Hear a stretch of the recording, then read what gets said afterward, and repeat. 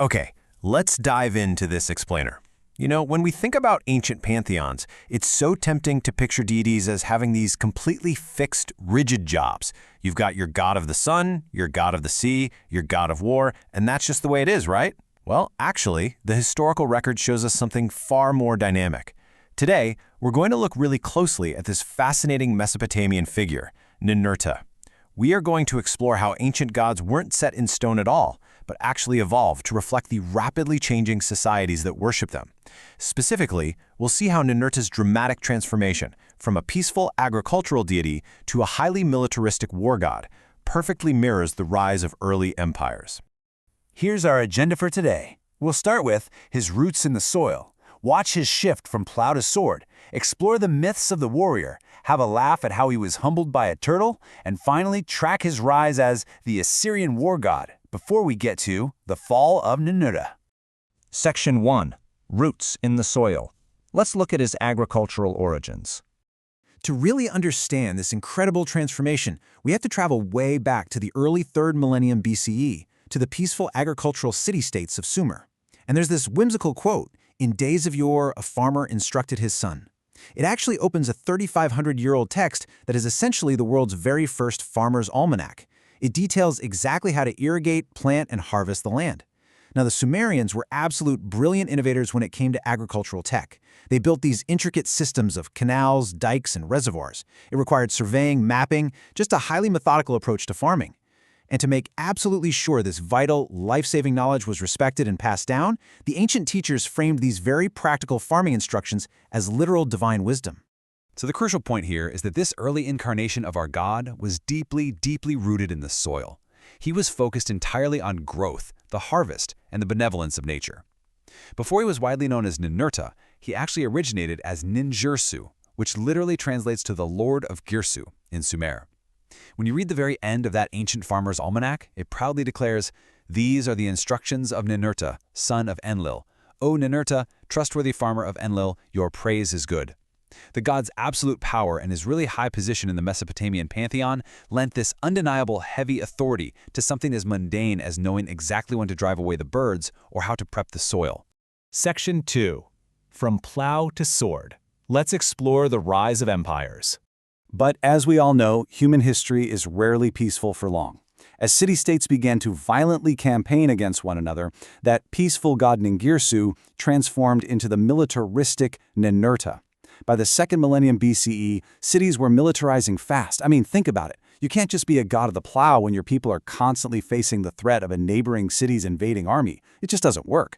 So he began to be depicted as a vigorous, youthful warrior. He carried a great bow and a legendary mace known as Sharur. And get this, Sharu wasn't just any weapon. It was a mace that was amazingly capable of speech and reason.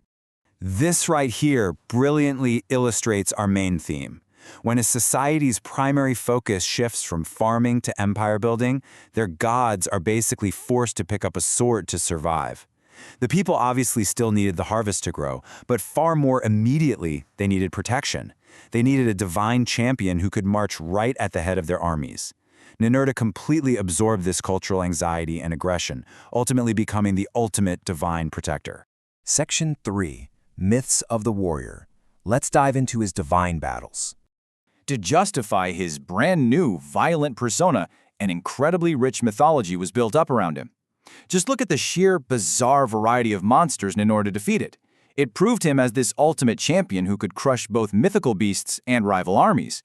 For example, in the Epic of Anzu, this giant divine bird literally steals the tablets of destiny, which hold the fate of gods and mortals, right from his father Enlil while he's busy washing his face. Ninurta has to chase this bird down and ultimately calls upon the south wind to literally tear its wings off. And in the story of the slain heroes, he battles inanimate objects and valuable materials that have been brought to life, like the strong copper, the Megillum boat of the underworld, and even a 6-headed wild ram. Wild, right? The epic poem Lugale gives us these incredibly wild steps, which perfectly showcase how Ninurta's new identity as a brutal warrior was explicitly used to support his original domain of agricultural irrigation. Okay, so in this myth, his talking mace, Sharur, essentially acts like a hype man, pumping him up to go fight Asog. Asog is this demon of sickness who commands a literal army of rock monsters and rebellious plants.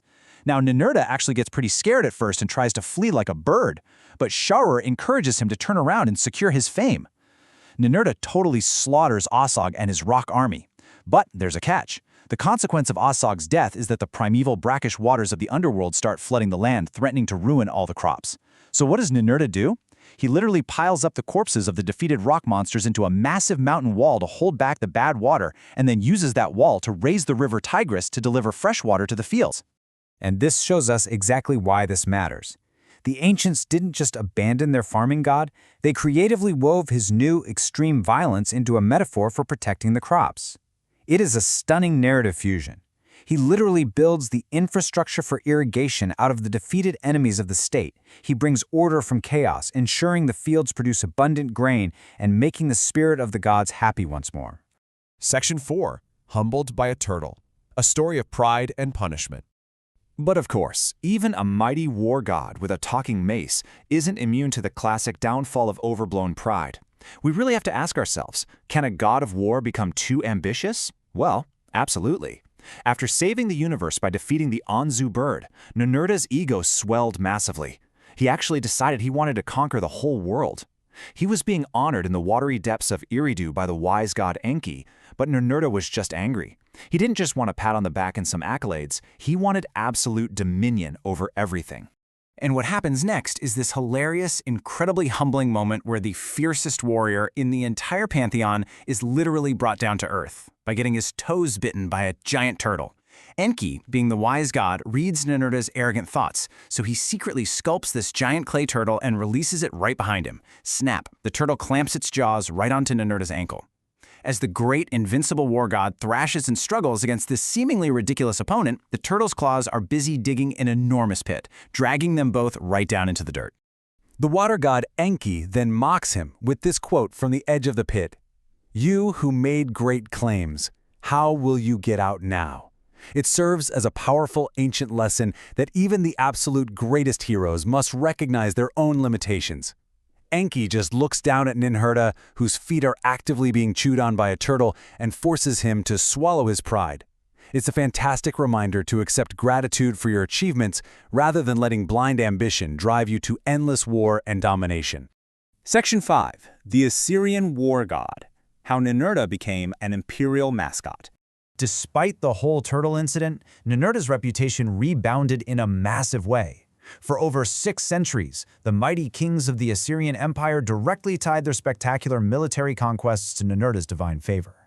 In 1244 BCE, King Tukulti-Ninurta I takes the god's name for himself, which literally translates to, "My trust is in Ninurta." These kings credited him with every brutal successful campaign. Fast forward to 884 BCE, and Ashurnasirpal II truly cemented the god's imperial status, building the magnificent capital of Kahu with a great temple dedicated specifically as a monument to his power. And this reverence carried on all the way through 668 BCE, as King Ashurbanipal continued to elevate Ninurta throughout the mighty Neo-Assyrian Empire. To really put into perspective how profound the influence of this specific era was, Ninurta's towering ziggurats in Kalhu left a lasting cultural memory that echoed all the way into the book of Genesis. The Bible describes Nimrod as a mighty hunter and mentions Kalha, a great city. Later, Hebrew scribes actually remembered this powerful Assyrian city and its terrifying patron deity so vividly that it fundamentally shaped the biblical text, permanently altering Ninurta's name to Nimrod in Western historical memory. When the Assyrians carved his image into their temple reliefs, they depicted him as a flawless visual representation of raw, intimidating imperial power. We're talking upraised wings ready for flight, a drawn bow, and of course, wielding his famous talking mace. He is fully 100% militarized here, literally depicted running on the back of a scorpion-tailed lion beast. Book covers and magazines about the ancient Near East constantly use this famous relief of Ninurta chasing the Anzu bird from the temple at Kalhu. It is the absolute pinnacle of ancient propaganda, quite literally showing the gods themselves blessing the violence and expansion of the Assyrian state. Finally, Section 6, the fall of Ninurta, the end of an empire. But the danger of being the mascot for an aggressive, expansionist empire is that your fate is inextricably tied to theirs. 612 BCE. This is the year it all comes crashing down. a massive coalition of Medes, Babylonians, and Persians finally sacked the Neo-Assyrian Empire.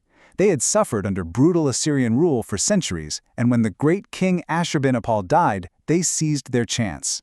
The great cities of Nineveh, Kalhu, and Ashur were utterly, completely destroyed. Because Nineveh had become so deeply intertwined with Assyrian oppression and military might, he fell completely out of favor.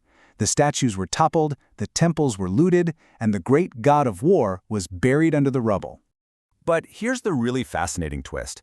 While the god of the Assyrian war machine was destroyed, the essence of the champion who battles chaos lived on to inspire entirely new cultures. Scholars actually see direct parallels between Ninurta fighting the six-headed wild ram or the seven-headed snake and the later Greek stories of Heracles or the Roman Hercules. His immense pride, his successive, bizarre trials, and his monster-slaying legacy were just too compelling to disappear entirely. They simply adapted to a brand new era. And that brings us to a fascinating thought to leave you with, one that proves the stories we tell are always a perfect mirror of the worlds we are building. The ancient Sumerians needed an almanac to survive, so they had Ningirsu, the farmer. The Assyrians needed an empire to expand, so they had Ninurta, the conqueror. So, if an agricultural deity was forced to become a war god to survive an age of empires, as we look at the champions, the superheroes, and the icons we elevate on our own screens today, what anxieties, hopes, and societal shifts are they reflecting right back at us?